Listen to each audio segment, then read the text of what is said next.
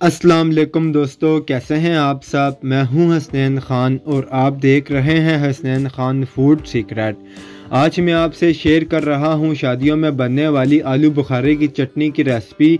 ये अक्सर आपने शादियों वगैरह में खाई होगी और इसके लिए बहुत स्पेशल मसाला तैयार होता है जो इस चटनी की जान है। इसको आप चाट, दही, भल्ले या ऐसे भी खा सकते हैं। अगर आपको वीडियोस पसंद आती हैं तो लाइक और कमेंट लाजमी करें। तो स्टार्ट करते हैं। बिस्मिल्लाहिर्रहमानिर्रहीम। यहाँ पर मैंने 200 ग्राम आलू बुखारा लिया है। आलू बुखारा अच्छी क्वालिटी का लेना है वरना इसका जो टेस्ट हमें चाहिए है वो नहीं आएगा। आपने इस बात का भी ध्यान रखना है कि आलू बुखारा बहुत ज़्यादा सूखा या काला ना हो। 200 ग्राम आलू बुखारे में हमने 3 कप पानी डालना है। पानी की मेजरमेंट हम आलू बुखारे के हिसाब से ही रखेंगे। अब इसे हमने 3 घंटे के लिए भिगो देना है ताकि आलू बुखारा अच्छे से फूल जाए। 3 घंटे हमारे गुजर चुके हैं और आलू बुखारा हमारा अच्छे से फूल गया है।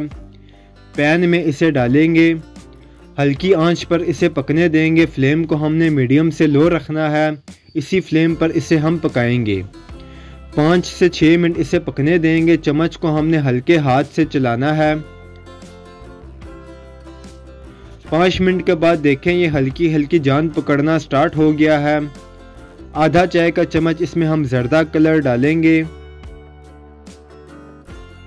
चम्मच बहुत आराम से चलाएंगे और कलर को इसमें मिक्स करेंगे।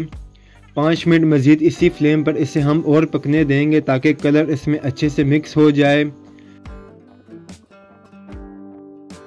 अब इसमें चीनी ऐड करेंगे।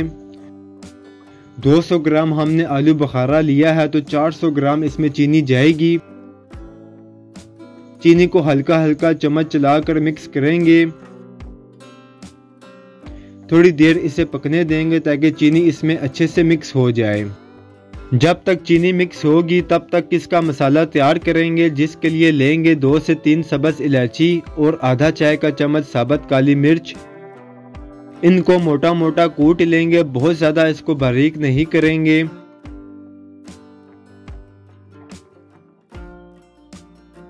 अब इसमें ऐड करेंगे आधा चाय का चम्मच काला नमक,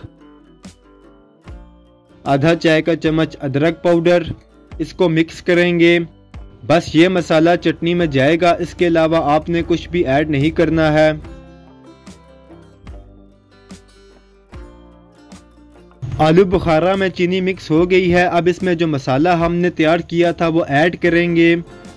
इस मसाले में जो हमने चीज़ों की क्वांटिटी ली है वो 200 ग्राम आलू बुखारे के हिसाब से ली है। अगर आप ज़्यादा चटनी बनाना चाहते हैं तो मसाले की क्वांटिटी भी आप ज़्यादा करेंगे। इसे मिक्स करेंगे, थोड़ी देर इसे पकाएंगे।